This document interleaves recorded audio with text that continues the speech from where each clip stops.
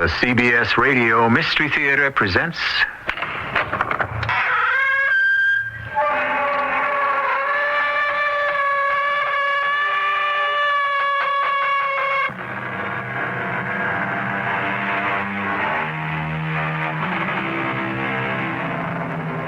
Come in. Welcome. I'm E.G. Marshall. Today, a special treat. An adaptation from a concoction in crime by that master storyteller, Jacques Futrelle, renowned for his creation of the thinking machine. This story begins with a cipher, that method of transforming a text to conceal its meaning. Ciphers have popped up in tales by Edgar Allan Poe, Dorothy Sayers, and Conan Doyle, but I must admit, I rarely come across such a clever concealment of crime as you will give ear to in a moment.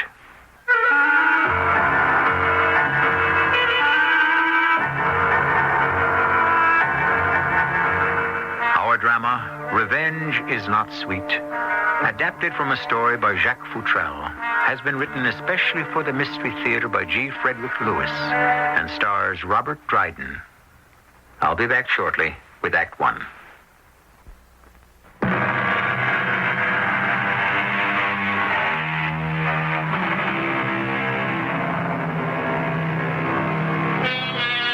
As I told you, the trail of today's crime begins with a cipher, that device used in war and peace to conceal state secrets from an enemy. But it could also be used to frustrate your enemy. From there, the trail leads to hatred, and from there to revenge. But, as it said, it's foolish to be avenged on your neighbor by setting his house on fire. In the end, you also may be consumed. Hatch? Is this Hutchinson Hatch? Yes, hello. Yeah, yo, that you, Dr. Van Dusen? Yes. You busy? I'm always busy. This is a newspaper office, Dr. Van, but, go ahead. All right, I'll make this brief. A girl has come to see me, name of Elizabeth Devon. Said her stepfather was Pomeroy Stockton, who died 2 days ago. The inventor? That's him. Yeah, the male did an obit, heart failure.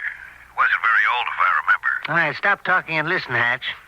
Miss Devon claims it wasn't heart failure, that it was made to look like a suicide, and the doctor wrote a false death certificate.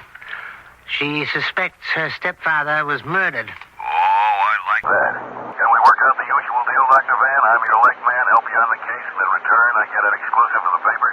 I want you to crack your files and go out and ask questions. Stockton had one son. I want to know all about him.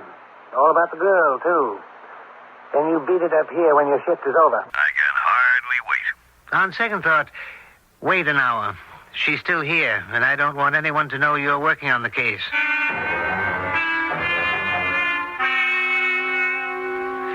And what do you do, Miss Devon? I'm studying to be an opera singer. You do know who my stepfather is, was. Pomeroy Stockton? Great mind, fine inventor. Never met him, but I respected him. Great loss to science, his death. He had a son, didn't he? John, yes. Married? No. How old? 31. Why do you ask? Well, after all, you're not really a blood sister. You're adopted. It occurred to me the son might have been interested in you. No consequence. Very perceptive of you. John was interested in me, but I wasn't in him. You disliked him? Oh, no, not exactly.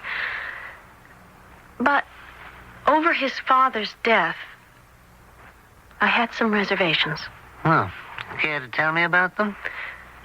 I was the one who discovered my stepfather dead the morning before last. He was in a room in our house he called his shop. Right away, naturally, I got in touch with John. He lives half an hour away. I showed him a letter I'd found in Mr. Stockton's pocket. John asked me to destroy it. A letter written by his father? Oh, yes, his handwriting. I said I'd get rid of the letter, but the more I thought about it, the more worried I became, so I kept it. Was there an autopsy? No. John had a college friend, a Dr. Benton, issue a death certificate saying Death by heart failure. Now, you've told me you believed your stepfather was killed and it was made to look like suicide. You're aware the death certificate says natural causes.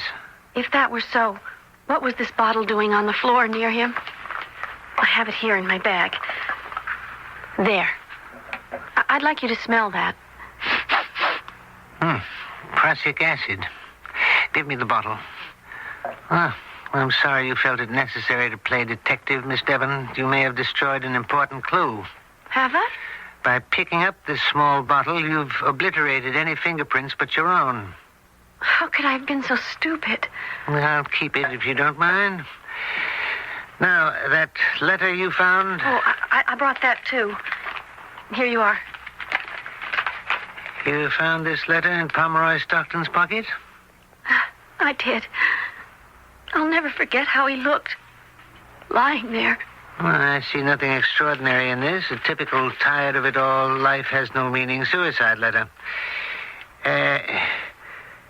You were saying why this letter caused you to be suspicious. I am suspicious. Why should he kill himself? He had everything to live for.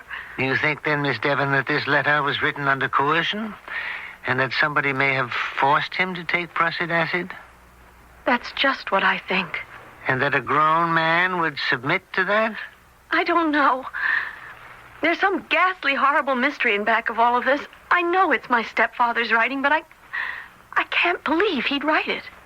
Perhaps Pomeroy Stockton never saw this so-called suicide letter. Maybe a forgery. Is that possible? I could swear the handwriting... Whatever it is, forged or genuine, it's a strange letter. Tired of it all, I seek the end and am content. Ambition is dead, the grave yawns greedily at my feet, and so on. I mean, really, a little flowery for a man like Stockton. But how to explain it's his handwriting? I know that. I used to act as his secretary and type up his notes. Even so. I suppose you have samples of his handwriting? I don't think there's a sample large enough to be compared with this letter. I used to type up all his letters, and when he did scientific articles, he'd dictate to me. There are signatures on checks I could get you. So I guess he never used a fountain pen. Not so far as I know, except in this letter. You have a pen? Oh, yes. Would you like to see it? I never loaned it to him. For one thing, it leaks a little. Better have that taken care of before it leaks blue ink all over you. Dr. Van Dusen, do you suppose there's a cipher in this letter? Mr. Stockton was very clever at hiding his formulas so they wouldn't be stolen. There's a wall safe in the cellar, a sort of vault, where he'd make me place his notes. Miss Devon, I'll hang on to the letter for the present. And you may regard me as being sufficiently interested in this case to help you.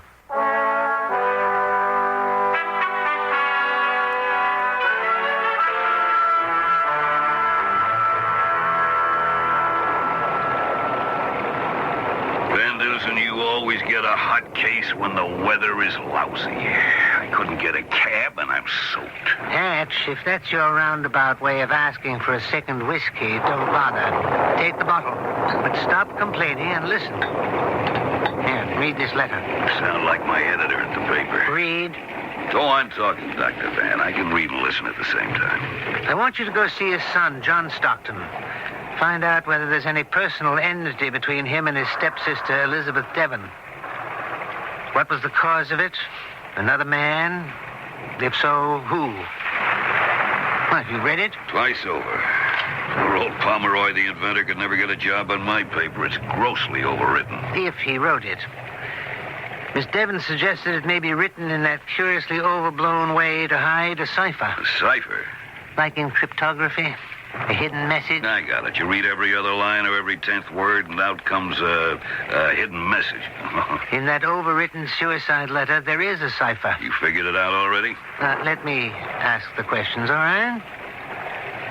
What's your report, Hatch? Stepdaughter Elizabeth, adopted 15 years ago before Pomeroy Stockton's wife died. Girl, now 21, lives with him in Dorchester Street. She takes singing lessons, has no boyfriends. The son, John, unmarried, 31, lives at 84 Beacon, heads up a product marketing company in Boston, very successful, 6-figure salary. And I want you to go see him right away. Wait for him to get home from work. Find out what division of property has been made by Pomeroy Stockton's will. Who gets what and how much. If, as the girl believes, Stockton was murdered, there must be a motive. Oh, Dr. Van, don't send me out there in this weather. I'll never get a taxi. I'm not asking you, Hatch. I'm telling you. Unless you're not interested in the story. With your byline?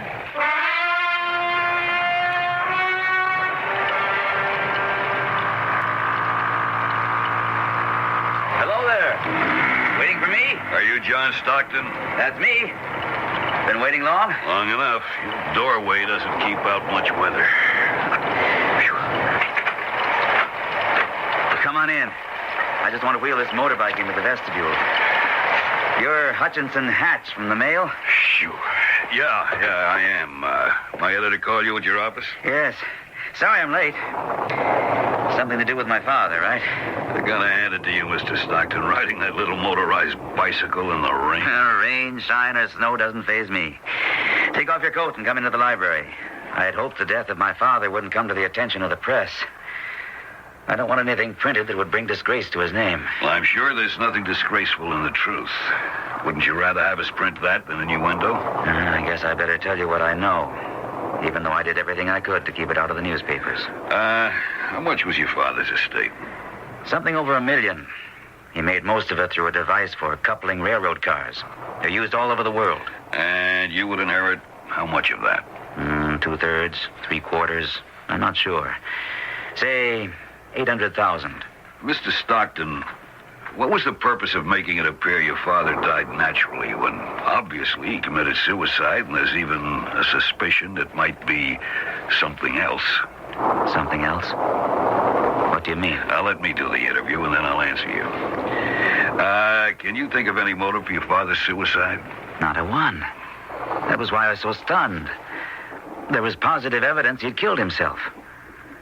Anyway, what can I say, except that I persuaded a doctor friend of mine to report it a certain way to avoid a police inquiry and a scandal. Won't you tell me what the something else might be? Elizabeth Devon.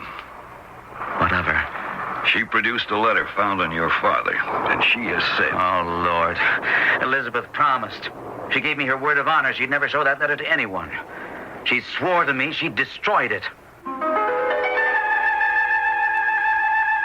The beginning of any mystery always comes down to the fundamental question, who is lying and who is telling the truth? If lies are being told, why? To cover up what? Who gains? Who has what to hide? And when you come right down to it, could one corpse have died 3 ways? Of natural causes, suicide, and murder? I shall return shortly to join Dr. Van Dusen, the thinking machine, on his cerebral crime hunt.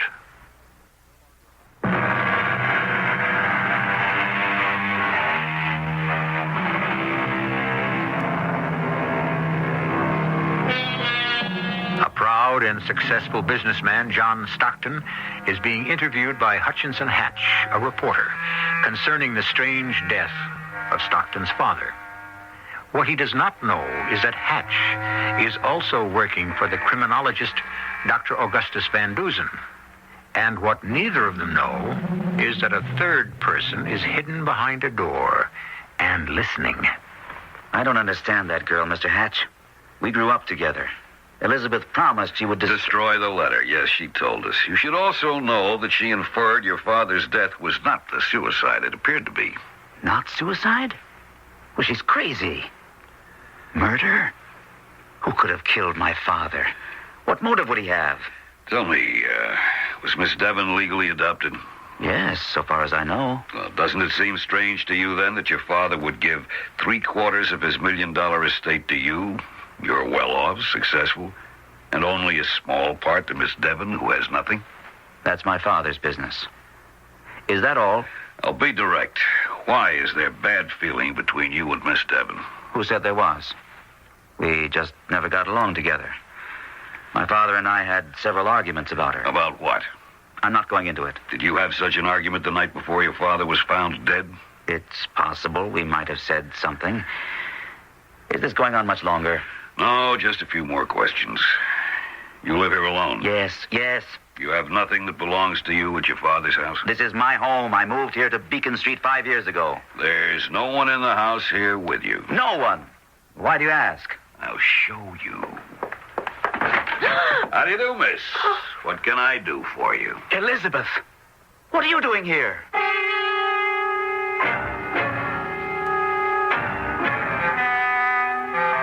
Yes, Dr. Van, it happened just the way I told you. You opened the door, and there was Elizabeth Devon? She made some lame excuse, turned, and ran out of the house. Funny part was, Stockton was glad to see her. He didn't seem to care she was listening behind the door. If those two didn't get along, why the secret visit? Maybe she was doing some investigation herself. I warned her not to play detective. Dr. Van, will you be needing me any more tonight? I'd like to get on home. My wife will be worried. Call her.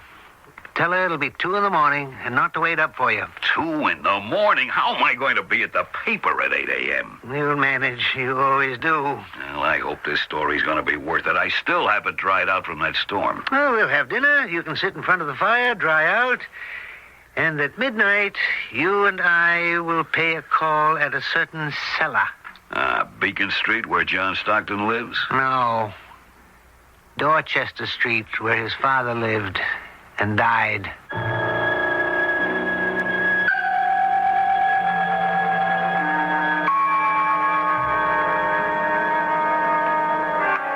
This cellar is enormous. A couple of rooms. Careful where you walk, Hatch. Don't run into anything that can fall and make a noise. I'm not moving, you are. I'm just standing here watching your flashlight. So, you're not moving, eh? I swear that wasn't me. The sound came from over there. Shh. I must be crazy creeping into somebody's cellar in the middle of the night. What are we looking for? 2 motives. For murder or suicide. Someone's coming down the steps. Douse the light. Down, quick. Over here, to the right.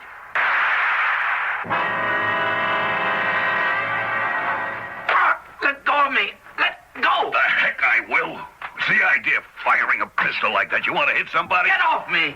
Hey, that voice sounds familiar. You John Stockton? Are you burglars or what? Where's the light switch? Over by the stairs. You can let him up now, Hatch, so he can turn on the light. You men from the newspapers, don't you ever give up? It is. John Stockton. I knew who you were right away. That nosy reporter. Who's your friend? Augustus SFX Van Dusen. Why did you try to kill us? I thought you were burglars. I heard a noise down here in the cellar, so I came down to see. I thought you lived on Beacon Street, Mr. Stockton. I do, but I came here tonight on a little business of my own. You have a key to this house? I always had a key. Suppose we go upstairs and tell Elizabeth Devon you're prowling about in her cellar. No, don't tell her. Why not? You two don't seem to realize you're trespassing. I have more right here than you. This is my father's house. How'd you get in here? What is all this? Elizabeth. John.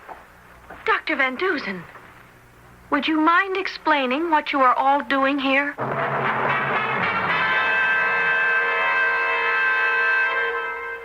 Do you remember telling me about a wall safe in the cellar, Miss Devon? Your stepbrother came here tonight to open it up. Miss Devon, what is in that wall safe that would bring Mr. Stockton here in the dead of night? Murderer. Thief. Now, hold on, Miss Devon. Why is John here? He came to rob the vault. My stepfather wouldn't give him the secret of his last invention. That's why you forced him to write that letter, wasn't it, John? And then killed him. Elizabeth, for heaven's sake, what are you saying? Dr. Van Dusen, his greed is so great he wanted all of my stepfather's estate. He didn't want me to have a crumb. Elizabeth, that's monstrous what you're saying. It's true, isn't it? Well, I engaged Dr. Van Dusen to get to the bottom of Father's mysterious death. Mr. Stockton, it would shed a great deal of light if I could find some sample of your father's handwriting. Well, I have some letters. I always carry them with me. Oh, may I borrow them? Certainly.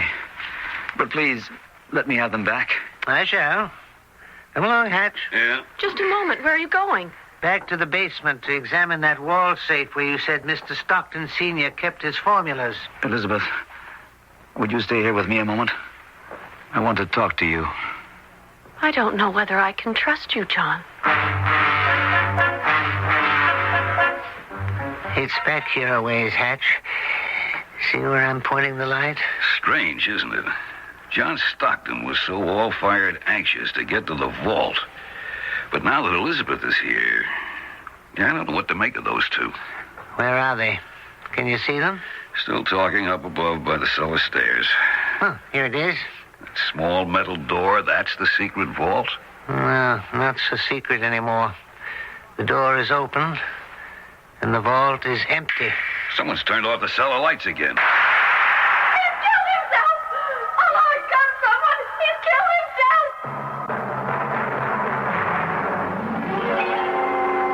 How is he now, Dr. Van? That revolver, I should have taken it away from him. It appears as though he shot himself. We were standing by the stairs, talking. And then John said, "Follow me. I want to show you something." And then the cellar light went out, and he must have... Will he die?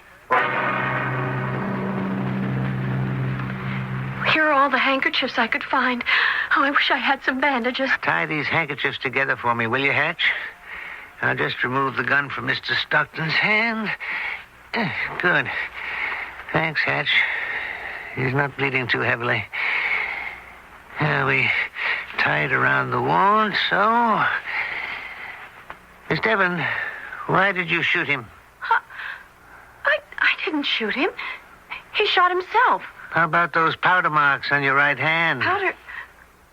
But how could you think that? Mr. Hatch, phone for an ambulance and see if you can get the police over here on the double. I think this is a matter for them to handle. Tell them I want Miss Devon to be placed in custody on the charge of shooting this man. But I didn't shoot him. I didn't. John? John? Can you hear me? Yeah. We're sending for an ambulance. Why did Elizabeth shoot you? Can you hear me, John? Why did she shoot you? She didn't. I did it myself. Purposely? I did it myself. Miss Devon, Elizabeth, I beg your pardon. I made a mistake. Will he die? No, that was another mistake. He'll recover.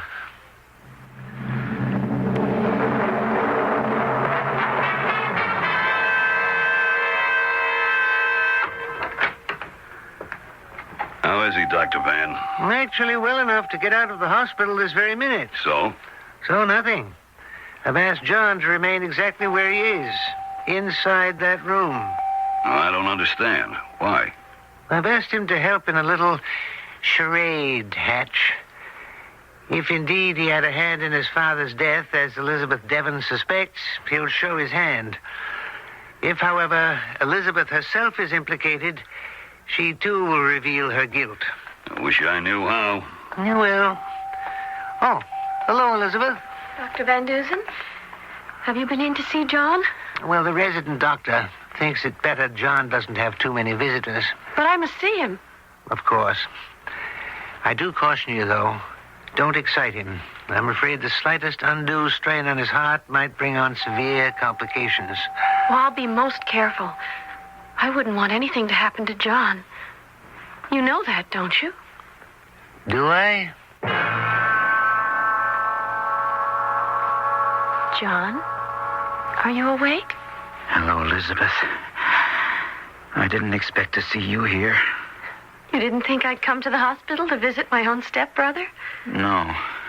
You're the only brother I've got. Why did you come? I had to. I feel very close to you. That's why. Do you? Yes. I wish you had felt that way 5 years ago.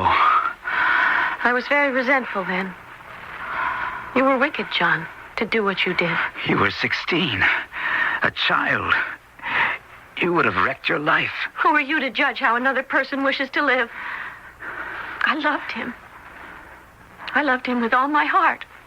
And you ruined it. You were childish and stupid. I hope you've grown up since then. I've grown up.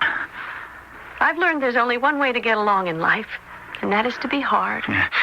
Is that why you slipped the gun out of my pocket and shot me? Is it, Elizabeth? Why did you say you'd shot yourself, if you knew it was me? I've been asking myself that question every hour I've been lying in this bed.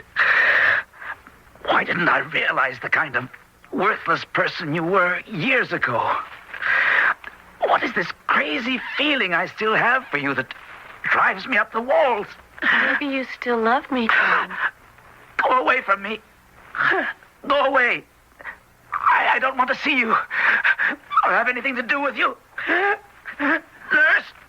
Nurse! No one can hear you, dear John. No, I won't let you press that buzzer for a nurse. Shall I tell you something? Nurse, please.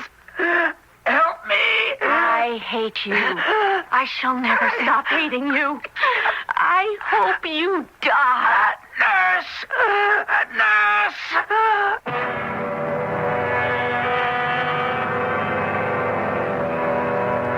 Is it older than Cain and Abel, the spirit of revenge? Vengeance is mine, I will repay, is an ancient cry and modern. In Elizabeth Devon, one can almost hear the echo of a malevolent Catherine the Great, a Clytemnestra, a Charlotte Corday, eye for an eye, tooth for a tooth, blood for blood. I shall return shortly with Act 3.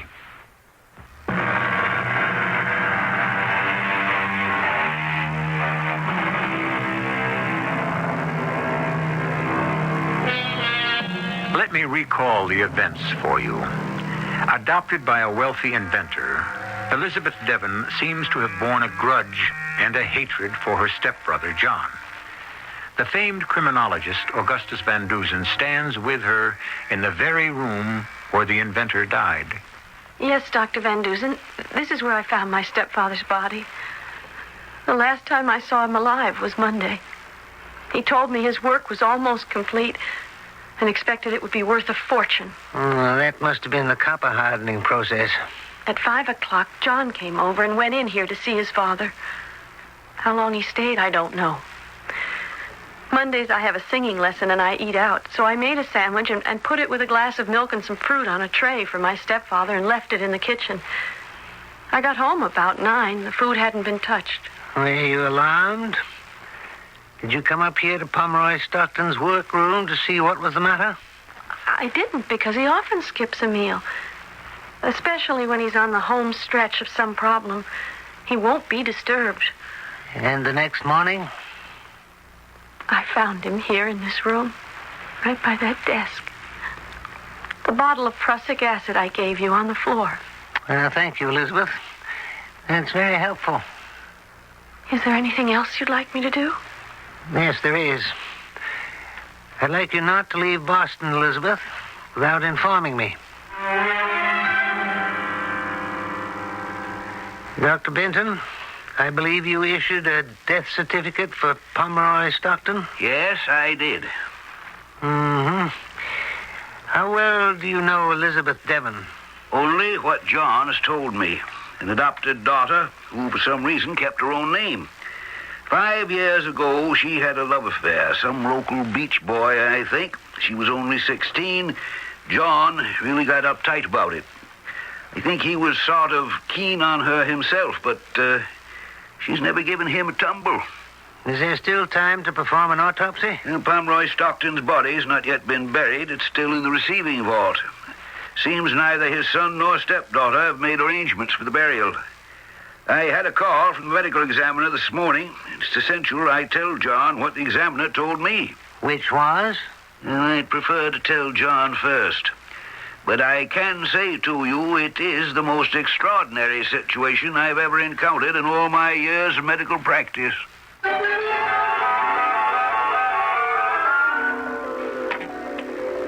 Helen, send in Mr. Hatch now, will you?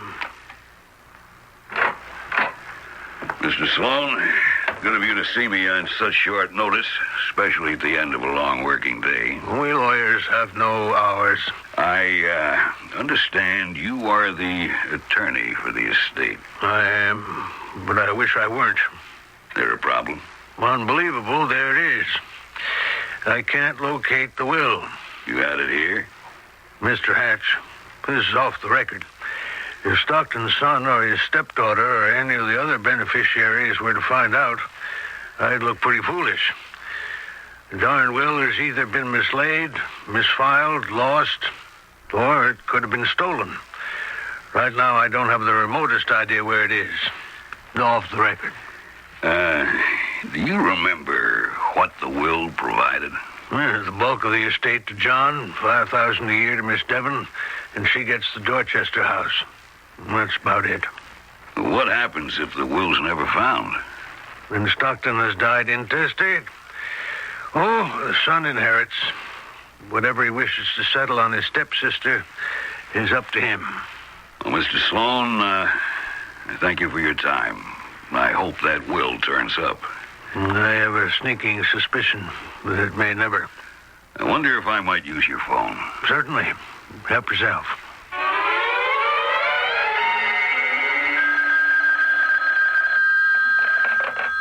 Hello, Van Dusen here. I'm just leaving the attorney's office now. Any instructions?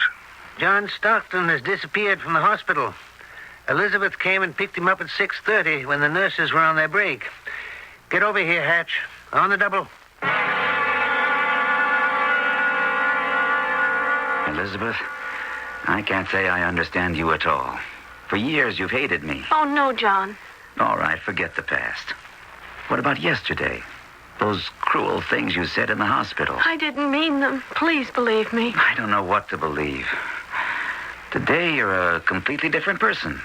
You bring me home, make a beautiful dinner for us. You are a girl full of surprises. Maybe I surprised myself. There are lots of things about me I don't like. You even moved my moped out of the driveway into the garage to keep it safe. Now, don't tell me you're not likable. John, we've wasted too many years. I don't want to talk about the past. What'll you have to drink? Scotch. My tastes haven't changed in the last 5 years. So many questions I have to ask you. Hiring this criminologist, this Dr. Van Dusen, and... Do you know I haven't got a drop of scotch in the house? Too late now. The stores are closed. I'll drink anything. Oh, no, that isn't right. I'll tell you what I'll do. I'll hop on my moped, grab a bottle from my house, and be back as quickly as I can. Would you, John? That's terribly sweet.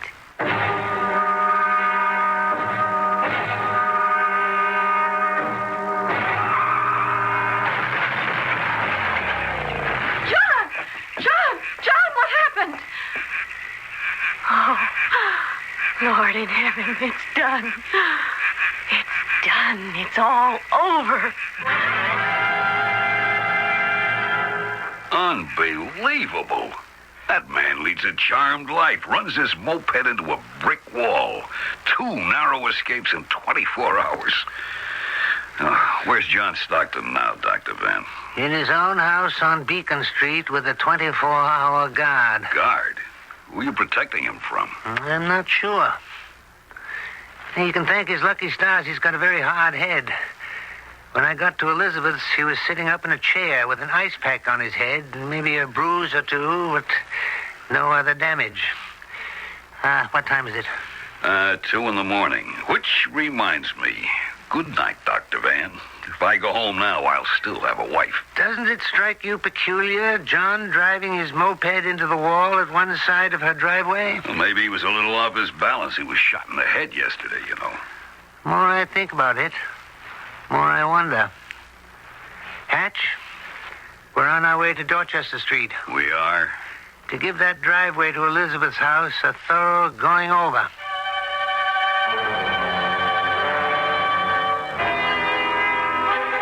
What do you expect to find? Answers. Shine your flashlight straight down. Can you shield it with your hand? I don't want Elizabeth out here asking questions before I have them. Them what? Now, move your flashlight to where I'm standing, Hatch. Answers, I told you. I know the why, but I'm not exactly sure as to the how.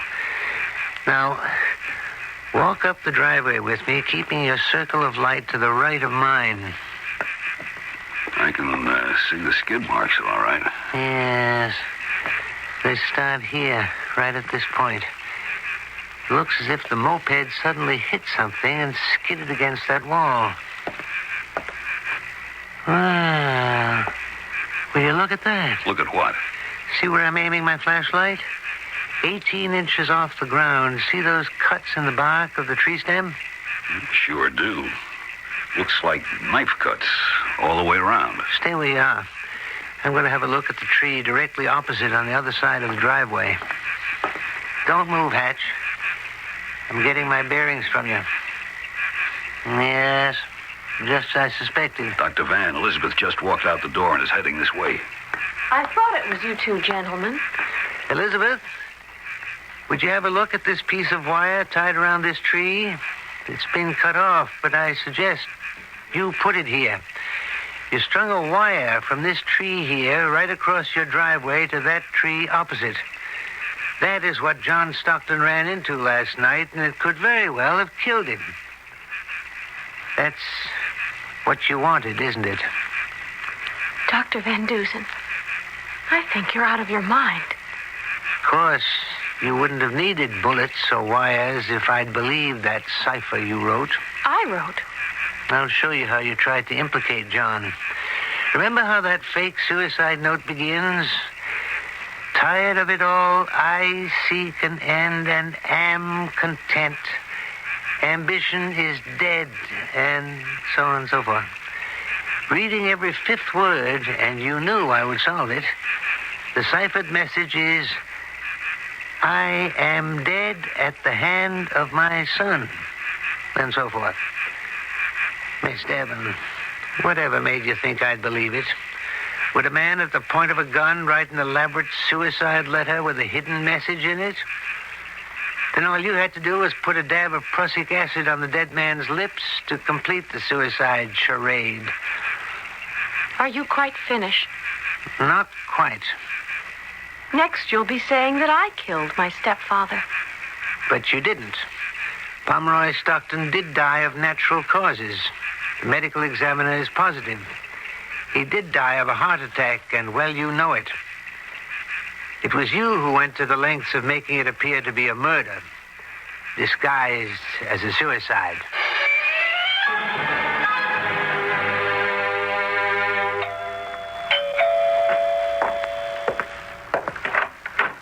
Oh, good afternoon, gentlemen. Come in. Hey, you're on your feet. How about that, Dr. Van? Come in. I'm just having lunch. Kitchen's this way.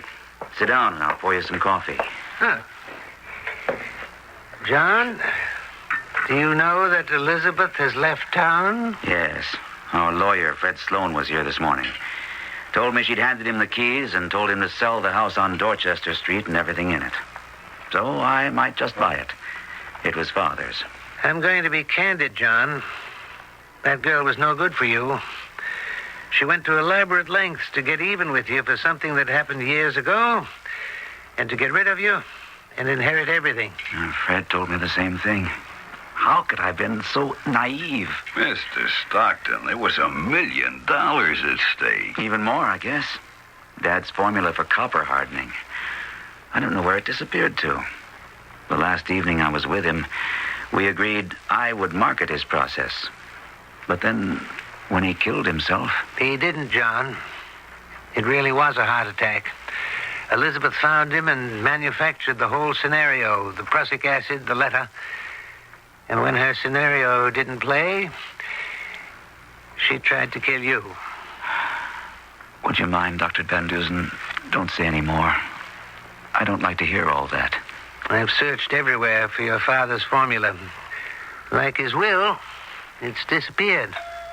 Sit still, I'll go. You home to anyone, Mr. Stockton? Home? Oh, sure. And she has left town, I'm told, disappeared. Of course, she has committed no actual crime. If she's gone, that's it.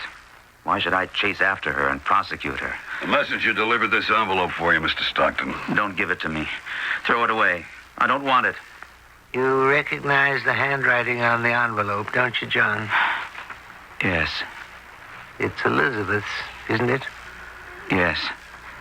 I'm being childish, I know. You don't have to open it now. Just take it. It's a strange feeling that's come over me. I can't really describe it. Well, try to. You'll feel better for saying it. Just now, her letter. I felt as if I was seeing my own coffin. Oh, this is too self-indulgent. Of course I'll open it. Lord in heaven. It's full of ashes.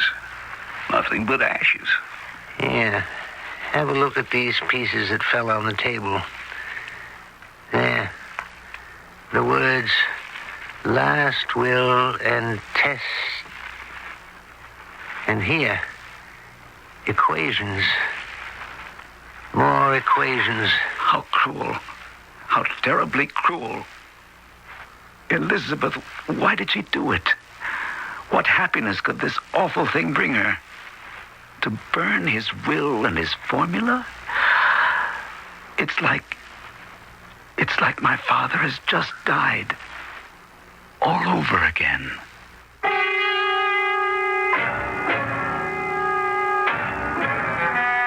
A woman dares all things when she either loves or hates.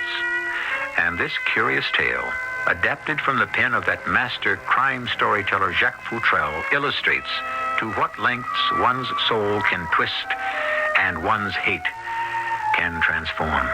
Unfortunate because in the end, the very things sought are those never to be gained. Revenge is its own executioner. I shall return shortly.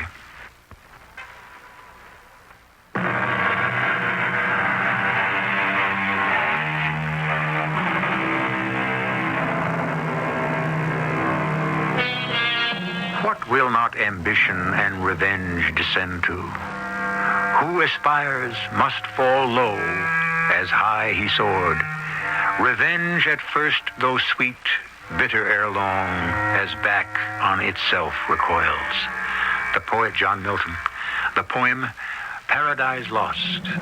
Indeed, that is what our story today was about. Paradise Lost. Our cast included Robert Dryden, Jada Rowland, Gordon Gould, and Jackson Beck. The entire production was under the direction of Hyman Brown. This is E.G. Marshall inviting you to return to our Mystery Theater for another adventure in the macabre. Until next time, pleasant dreams.